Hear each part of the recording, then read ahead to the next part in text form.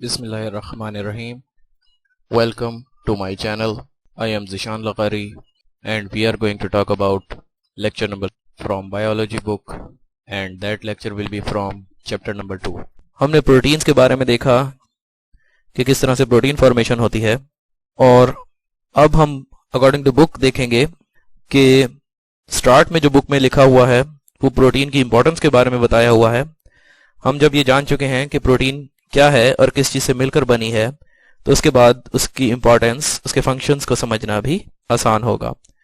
सो हम यहाँ पर देखते हैं इंपॉर्टेंस ऑफ प्रोटीन को। Proteins are most abundant compound present in cell, यानी कि प्रोटीन्स क्या है, बहुत ज्यादा कसरत से पाया जाने वाला कंपाउंड है। कहां पर? सेल में। The proteins form over 50% of dry weight, यानी कि बॉडी के अंदर से अगर वाटर को रिमूव कर दिया जाए या फिर अदर कंपाउंड्स को रिमूव कर दिया जाए तो बाकी 50% क्या बचती है? प्रोटीन। किसमें? बॉडीज में। किसकी? ऑर्गेनिजम्स की। They are present in all types of cells, ये प्रोटीन्स तमाम तरह के सेलों में मौजूद होंगी और सेल के तमाम हिस्सों में भी मौजूद होंगी। In all parts of cell. इनको हम डायग्राम्स के जरिए भी देखेंगे, लेकिन पहले हम देख लेते हैं फंक्शंस क्या है प्रोटीन्स के। They build many structures of cells, ये सेल के बहुत सारी साख्तें बनाती हैं, लाइक सेल मेम्ब्रेन। हमने स्टडी किया कि प्रोटीन्स क्या बना रही हैं, स्ट्रक्चर बना रही हैं सेल का। फॉर एग्जांपल सेल मेम्ब्रेन, तो यहां पर सेल मेम्ब्रेन सेल का स्ट्रक्चर है, सेल की एक साख्त है। ये सारी की सारी क्या है? Cell membrane. यहां से हम देख सकते हैं कि सेल का स्ट्रक्चर बनाने वाली प्रोटीन्स जो हैं वो लिपिड बाइलेयर, जो सेल का स्ट्रक्चर है, जो सेल की मेम्ब्रेन है, उसमें ये कौन सी है? इंटीग्रल प्रोटीन है और जो सेल की मेम्ब्रेन के साथ मौजूद है। और यहाँ पर ये सेल की मेम्ब्रेन के अंदर धसी हुई प्रोटीन है और ये सतह पर मौजूद प्रोटीन है। और यहाँ पर ये चैनल प्रोटीन्स शो हो रही हैं जो कि सेल के अंदर या सेल के बाहर मटेरियल को ले जाने में मदद करती हैं। यहाँ पर हम अल्फा हेलिक्स प्रोटीन को देख रहे हैं। तो ये प्रोटीन्स क्या कर रही हैं? सेल के स्ट्रक्चर्स को बिल्ड कर रही हैं, बना रही हैं और सेल के हर हिस्से में भी मौजूद होती हैं। हमने यहाँ पर देखा कि प्रोटीन्स क्या करती हैं? बिल्ड, बनाती हैं मैनी स्ट्रक्चर्स को सेल के। हमने अभी देखा सेल मेम्ब्रेन में कहाँ कहाँ प्रोटीन्स मौजूद थी। उसके बाद हम देखेंगे all enzymes are protein in nature, तमाम के तमाम एंजाइम्स क्या होते हैं? ऑलमोस्ट प्रोटीन इन नेचर होते हैं, यानी प्रोटीन से मिलकर बने होते हैं। These enzymes control the metabolism of cell, यानी कि सेल में बड़े मॉलिक्यूल्स का टूटना या छोटे मॉलिक्यूल मिलकर बड़े मॉलिक्यूल बनना, इसको हम क्या कहते हैं? मेटाबॉलिज्म। हमने फोटोसिंथेसिस और रेस्पिरेशन की एग्जांपल क्योट की थी। तो तमाम एंजाइम्स प्रोटीन इन नेचर होंगे ऑलमोस्ट, और एंजाइम्स क्या कंट्रोल करते हैं? सेल के अंदर होने वाले मेटाबॉलिज्म को, जिसमें हम देख सकते हैं कि वो प्रोटीनेशियस एंजाइम्स जो हैं वो क्या हो सकते हैं? पेप्सिन, जो प्रोटीन को डाइजेस्ट करेगा, उसको ब्रेक डाउन करेगा, यानी उसका मेटाबॉलिज्म करेगा। और लाइपेज, लिपिड्स का मेटाबॉलिज्म, यानी उनकी ब्रेक डाउन करेगा। अमाइलेज, कार्बोहाइड्रेट्स का मेटाबॉलिज्म करेगा। यहां से हम देख सकते हैं ये एंजाइम्स हैं। ये एंजाइम, ये उसके पास एक्टिव साइट, फॉर एग्जांपल इसका ये सबस्ट्रेट, ये दो कार्बोहाइड्रेट्स के यूनिट्स हैं। तो जब ये इस एक्टिव साइट पर आकर जुड़ेंगे एंजाइम के साथ, एंजाइम हम जानते हैं प्रोटीन इन नेचर होंगे, तो ये एंजाइमेटिक प्रोटीन्स क्या करेंगी? बॉन्ड को ब्रेक कर देंगी अंडर स्ट्रेस, दबाव डाल के। तो जब ये बॉन्ड ब्रेक हो जाएगा तो कार्बोहाइड्रेट्स के दो सब यूनिट, छोटे यूनिट अलग हो जाएंगे। तो इनको हमने क्या कहा? ये क्या बन गए? प्रोडक्ट्स। फॉर एग्जाम्पल ये कार्बोहाइड्रेट क्या था? ग्लूकोज। तो इससे अब एनर्जी निकालना आसान होगा सेल के लिए। ये हमने क्या देखा? एंजाइम्स जो किससे मिलकर बने हैं? प्रोटीन से। यहां पर हम देख सकते हैं all the enzymes are protein in nature. Nature में एंजाइम्स क्या होंगे? प्रोटीनेशियस होंगे ऑलमोस्ट। और हमने देखा मेटाबॉलिज्म, यानी कि ब्रेक डाउन हमने देखी कार्बोहाइड्रेट्स की, और इनके बारे में हम जानते हैं ये क्या हैं? ये एंजाइम्स हैं प्रोटीन से मिलकर बने हुए, उसकी एग्जांपल्स। उसके बाद हम स्टडी करेंगे हार्मोन्स के बारे में, हार्मोनल प्रोटीन्स के बारे में। ऐसे हार्मोन्स जो कि क्या होते हैं? प्रोटीन इन नेचर होते हैं। प्रोटीन्स तो हम जानते हैं अमीनो एसिड से मिलकर बनी है, लेकिन वो प्रोटीन्स जो फंक्शन कर रही होती हैं एज ए हार्मोन। अब ये हार्मोन्स क्या हैं? हार्मोन्स रेगुलेट करते हैं, यानी कम या ज्यादा करते हैं मेटाबॉलिक प्रोसेसेस को, ये हार्मोन्स। और हार्मोन्स बेसिकली केमिकल पैगामात होते हैं, हार्मोन्स जो किससे मिलकर बने हो सकते हैं? प्रोटीन से। इसकी एग्जांपल है इंसुलिन। इंसुलिन ऐसा हार्मोन है जो प्रोटीनेशियस है नेचर में। इसका फंक्शन क्या होगा इंसुलिन का? इंसुलिन मैंने बताया आपको हार्मोन है, तो ये मैसेज देगा किसको? सेल्स को। और जब सेल को मैसेज देगा, केमिकल मैसेंजर है और प्रोटीन से मिलकर बना हुआ है, तो इस मैसेज का फायदा क्या होगा कि सेल्स में ग्लूकोज अपटेक बढ़ जाएगी। जब ग्लूकोज अपटेक बढ़ जाएगी और सेल्स अपने अंदर ग्लूकोज को इनटेक करेंगे, तो उस ग्लूकोज से वो सेल्स अपने लिए एनर्जी बना सकते हैं। यहां पर हम देख सकते हैं ग्लूकोज चैनल ओपन हो चुके हैं ताकि उसमें ग्लूकोज एंटर हो सके सेल में। इसी तरह से इंसुलिन का काम क्या होता है? अगर ग्लूकोज लेवल ब्लड में इंक्रीज हुआ है तो इंसुलिन रिलीज होगी और उस ब्लड ग्लूकोज लेवल को डिक्रीज करेगी। कैसे? कि वो ग्लूकोज लीवर में जमा होना शुरू हो जाएगी इन द फॉर्म ऑफ ग्लाइकोजन। यहां से भी आप इंसुलिन को देख सकते हैं, ये इंसुलिन को दिखाया गया है। जब इंसुलिन जो है वो सेल की मेम्ब्रेन के साथ बाइंड हुई है तो उस सेल ने क्या इनटेक करना शुरू कर दी है? ग्लूकोज। तो इंसुलिन के दो काम हो गए, एक सेल के अंदर ग्लूकोज अपटेक बढ़ाना ताकि सेल उससे एनर्जी निकाल सके, और दूसरा ग्लूकोज को जमा कर सकती है insulin in the form of glycogen in the liver.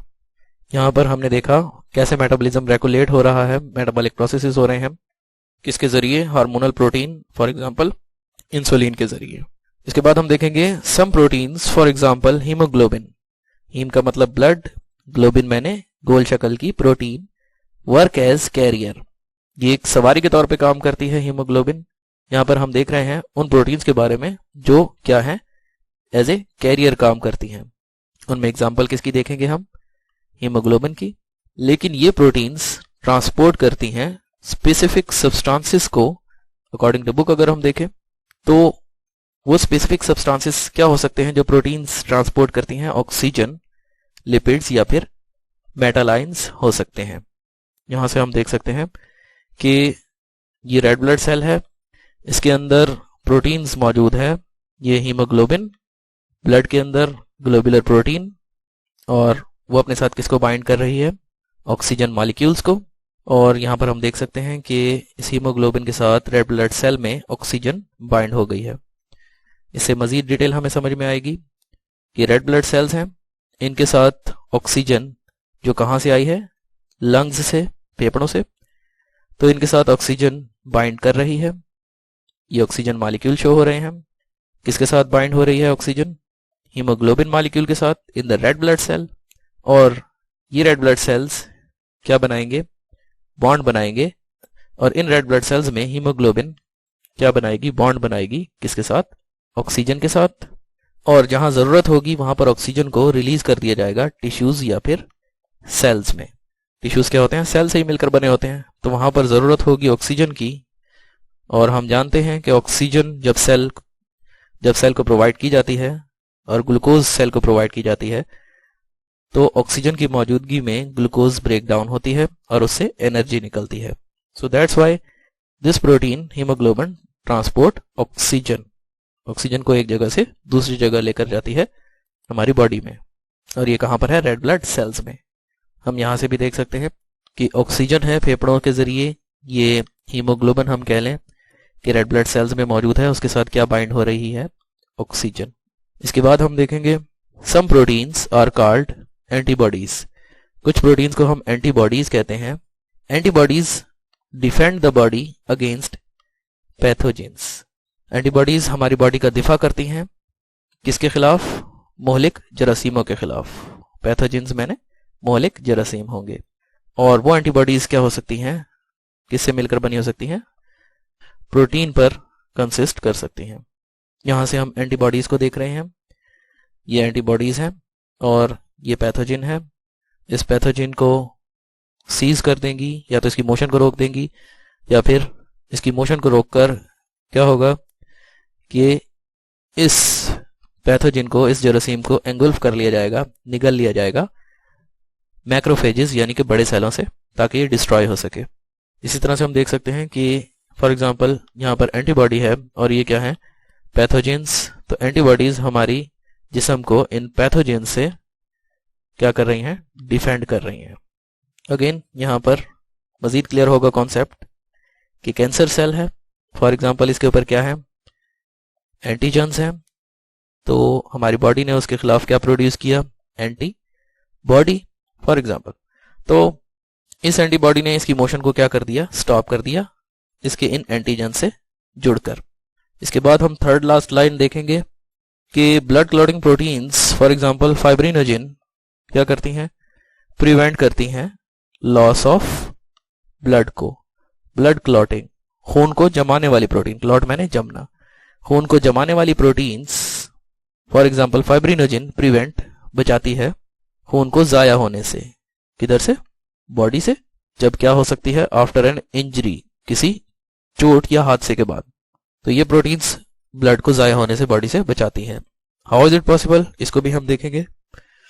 For example यहाँ पर ब्लड वेसल है जो कि ब्रोकन है, इसमें से ब्लड जो है वो जाया हो रहा है, तो प्लेटलेट्स आएंगे यहाँ पर पहले, और फिर उसके बाद जो फाइब्रिनोजिन है पहले सॉल्युबल है, और उसके बाद in the presence of thrombin क्या हो जाएगी, उन धागों में कन्वर्ट हो जाएगी फाइब्रिन में, जो कि इनसॉल्युबल होंगे। और ये फाइब्रिन स्ट्रैंड्स आप देख सकते हैं कि कैसे इन्होंने ट्रैप कर लिया है इन रेड ब्लड सेल्स को, और क्या बना दिया है, खून का जमा हुआ टुकड़ा बना दिया है, ब्लड क्लॉट बना दिया है, ताकि मजीद इस ब्लड वेसल से ब्लड जाया ना हो। तो ये काम किसका है, ब्लड क्लॉटिंग प्रोटीन्स का। इसके बाद हम देखेंगे protein cause movement of organism, यानी कि प्रोटीन्स जो हैं उनकी वजह से जानदार की हरकत भी पॉसिबल है। कैसे, वो प्रोटीन्स एक्टिन होंगी और मायोसिन होंगी, और वो क्या करेंगी, मसल्स को कॉन्ट्रैक्ट करने में हेल्प देंगी ताकि मूवमेंट प्रोड्यूस हो सके। यहां से हम देख सकते हैं कि कार्डिक मसल्स हैं, स्मूथ मसल्स हैं और skeletal muscles. In skeletal muscles को हम देखते हैं, स्केलेटल मसल ये मसल फाइबर के बंडल्स हैं, और ये धागे जो हैं ये किसके हैं, मसल फाइबर्स ये मौजूद हैं, और ये सेल है मसल का। जब नर्व इम्पल्स आती हैं तो मसल्स, जब पैगाम आता है ब्रेन से तो मसल्स कॉन्ट्रैक्ट होते हैं। यहाँ न्यूरोमस्कुलर जंक्शन, साइनेप्टिक बल्ब, अभी इससे हमारा कंसर्न नहीं है, लेकिन हमने देखना है कि वो कौन सी प्रोटीन्स हैं जो कि मसल्स की कॉन्ट्रैक्शन में हेल्पफुल होती हैं, जिनसे मूवमेंट प्रोड्यूस होती है। यहाँ पे हम देखेंगे अभी ये मसल्स की कॉन्ट्रैक्शन हो रही है जिसकी वजह से मूवमेंट होगी, और इस कॉन्ट्रैक्शन की जिम्मेदार मायोसिन मसल प्रोटीन, और उसके बाद एक्टिन ये भी मसल प्रोटीन है। अब देखेंगे ये किस तरीके से मसल्स को कॉन्ट्रैक्ट होने के लिए स्टिमुलेट करती हैं या फिर हेल्प करती हैं। इसको डिटेल से देख लेते हैं। ये मायोसिन है, मायोसिन के हेड्स, और ये एक्टिन को पीछे की तरफ, यानी कि इसको अपने ऊपर स्लाइड कर रहे हैं। अब ये जब स्लाइडिंग होगी तो मसल्स क्या होंगे, कॉन्ट्रैक्ट होंगे। ये एक्टिन और मायोसिन, जब कॉन्ट्रैक्शन है तो ऑब्वियसली मूवमेंट प्रोड्यूस हो रही है। हमने देखा कि जब ये कॉन्ट्रैक्शन होती है तो मसल्स क्या हो जाते हैं, इस तरह से सिकुड़ जाते हैं।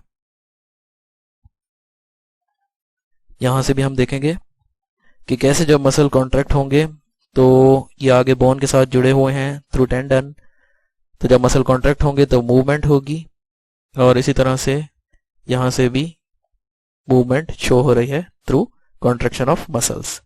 लास्ट पॉइंट है, they also cause the movement of chromosome, यानी कि प्रोटीन्स से क्रोमोसोम की मूवमेंट होती है during anaphase of cell division. जब सेल डिवाइड हो रहा होता है तो उसमें एनाफेज के दौरान क्रोमोसोम की मूवमेंट होती है ट्यूबुलिन प्रोटीन के थ्रू, जो कहां पर होगी, स्पिंडल फाइबर्स में। यहां से हम देख सकते हैं ये अपोजिट पोल्स की तरफ मुखालिफ सिम्तों में जा रहे हैं क्रोमोसोम्स, लेकिन इनको कौन लेकर जा रहा है, ये स्पिंडल फाइबर्स। ये क्या है, माइक्रो, किससे मिलकर बने हुए हैं, माइक्रो ट्यूब्यूल से। होपफुली आपको यहाँ पर कुछ बातें समझ आई होंगी। In the next lesson we will discuss about structure of proteins. Wish you best of luck. Thank you.